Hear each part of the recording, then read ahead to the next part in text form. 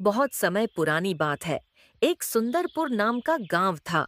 वह गांव अपनी सुंदरता के लिए मशहूर था। उसी गांव में रहने वाली परी अपने माता पिता के लाड़ प्यार में पल रही थी। वैसे तो वह लोग बहुत गरीब थे, लेकिन ऐसे कैसे परी और अपना पेट पालने के लिए वह तीनों एक छोटे से घर में रहा करते थे। परी के माता पिता हर रोज शिवनगर रेलवे स्टेशन के पास रोड पर समोसे बेचा करते थे। उसी से उनके घर का गुजारा चलता था। एक रोज रात को समोसे बेचने के बाद जब परी के माता पिता घर वापस आ रहे थे,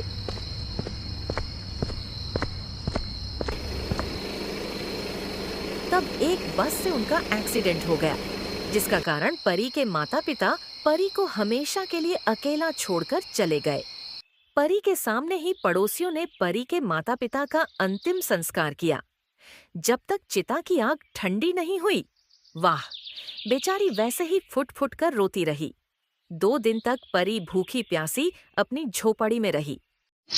मुझे बहुत भूख लगी है। अगर माँ होती तो मेरे लिए खाना बना देती। अब मैं क्या खाऊं? बड़ी उम्मीद से परी घर के हर कोने में खाना ढूंढती है। घर में खाने को कुछ भी नहीं मिलता तो बाहर जाकर कुछ ढूंढने का फैसला करती है। परी सड़क पर भटकते हुए एक ठेले के पास जाकर रुक जाती है। वहां रखी मोटी रोटी को देखकर कहती है, यह तो बिल्कुल वैसी ही रोटी लग रही है जैसी माँ बनाती थी। अगर मुझे एक रोटी भी मिल जाए तो मेरा पेट भर जाएगा। परी ठेले वाले से कहती है, अंकल अंकल, क्या आप मुझे एक रोटी देंगे? बहुत भूख लगी है। उस व्यक्ति का नाम मोहन था, जो कई सालों से वहां बर्गर बेच रहा था। वह परी को देखता है। उसको ऐसी हालत में देखकर सोचता है, कैसी गरीब लड़की है। एक काम करता हूँ, इसे बर्गर का 2 गुना दाम बता देता हूँ। चल 200 रुपये निकाल। परी चौंक कर कहती है,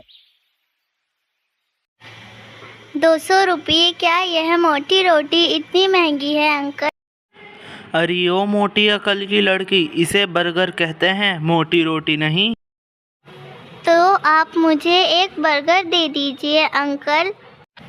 बहुत भूख लगी है, 2 दिन से कुछ नहीं खाया। परी का चेहरा देखकर मोहन को दया आ जाती है। वह रात का बचा हुआ ठंडा बर्गर परी को खाने को दे देता है। परी बड़े चाव से बर्गर खाती है और कहती है, अरे वाह, ये बर्गर तो बहुत स्वादिष्ट है। दूसरा बर्गर भी दो ना अंकल। अरे ओ, एक ही दे दिया है ना, उसी में शुक्र मना। परी वहां से बिना कुछ बोले ही चली जाती है।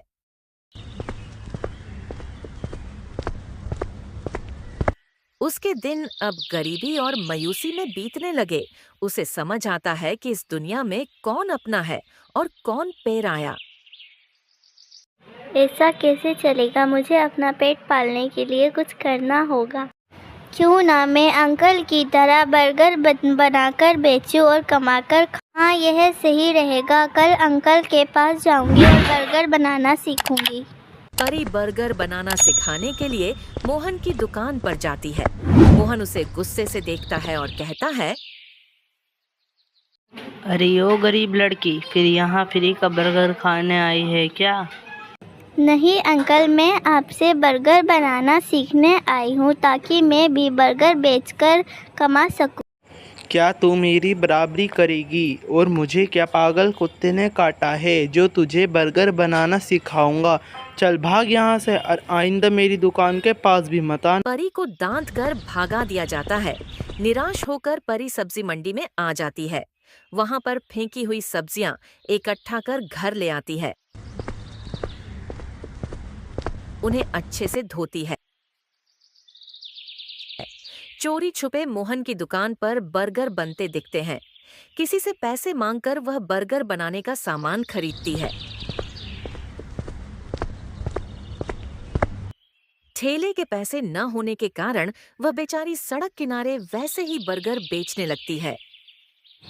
आओ आओ प्यारे लोगों, स्वादिष्ट और सस्ता सब्जी बर्गर खाओ। जल्दी जल्दी आओ, देर ना लगाओ। उसकी मधुर आवाज सुनकर लोग उसके सब्जी वाले बर्गर खाने को मजबूर हो जाते हैं। एक महिला नीता देवी उसका सब्जी वाला बर्गर खाने के बाद बहुत खुश हो जाती है और कहती है, तुमने यह कहाँ से सीखा बेटी?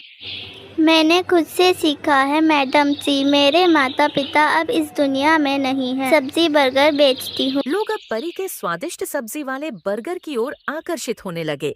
एक दिन एक बड़े व्यापारी अमरनाथ वाहन आते हैं और कहते हैं, बेटी, मुझे अपने अनाथ आश्रम के बच्चों के लिए 1000 सब्जी बर्गर चाहिए। परी पहले थोड़ा हिचकिचाहटी है। अमरनाथ उसे देखकर समझ जाता है कि बच्ची थोड़ी डरी हुई है। अमरनाथ कहता है कि मैं तुम्हें सारा सामान दूंगा, तुम बस हिम्मत मत हारो और तुम मुझे आराम से 2-3 दिन में बर्गर बनाकर दे दो। परी ऑर्डर को स्वीकार कर लेती है। वह दिन रात जगाकर 2 दिनों में 1000 स्वादिष्ट सब्जी वाले बर्गर बना देती है। ICUC अच्छी आमदनी भी होती है। हर दिन के साथ वह खूब नाम कमाती है और इस तरह परी अपने सब्जी वाले बर्गर से लोगों को खुश करने लगी।